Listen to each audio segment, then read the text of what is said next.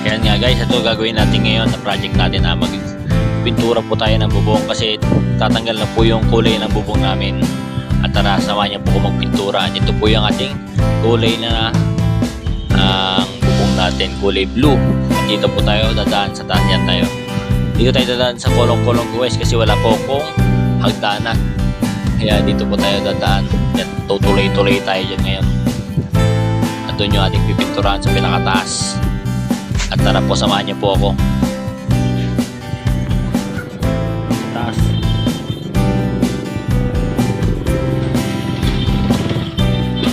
Yan, dumaan yung aking bayaw. Yan siya. Sila yung nagpapakati na ngayon ng baboy. Gatay sila ng baboy na native. Doon sa kanila ngayon. Kaya akit tayo.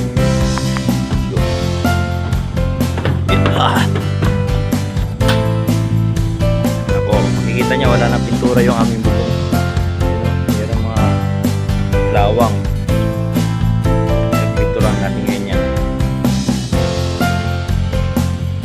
Tara, magpintura tayo guys.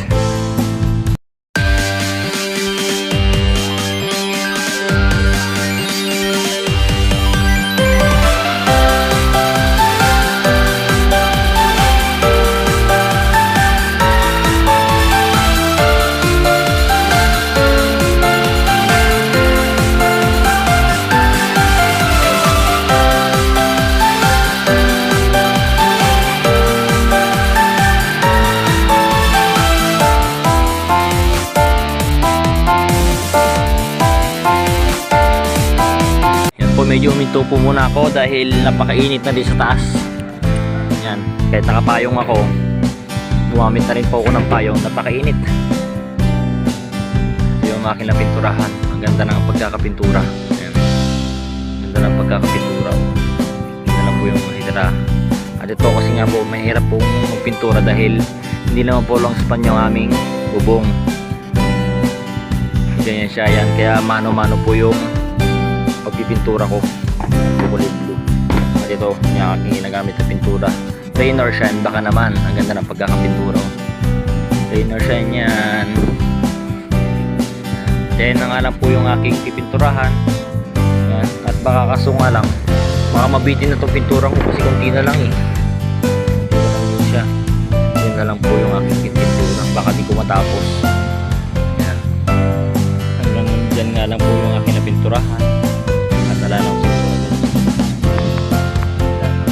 Susunod na linggo na lang ulit pagka kita ng malintaw misis. Saka na lang ulit ako bibili ng karagdagan dito. Siguro 1 litro na lang to. 1 litro na lang yan. Baka wala pang 1 litro. Pero sobrahan na lang natin guys. Pero ito yung ating napinturahan. Ang ganda ng pagkakapintura. Hindi na kinakalawang yung aking bubong guys. Bagong pintura yan. At Rain or Shine ang gamit ko guys. Yan, Rain or Shine. Baka naman. Let's go, tapos na tayo. Susunod na linggo rin. Yan po, tapos na po tayo. At hindi nga natapos yung ating bubong. Hintayin natin sa susunod na linggo yan guys. Salamat po.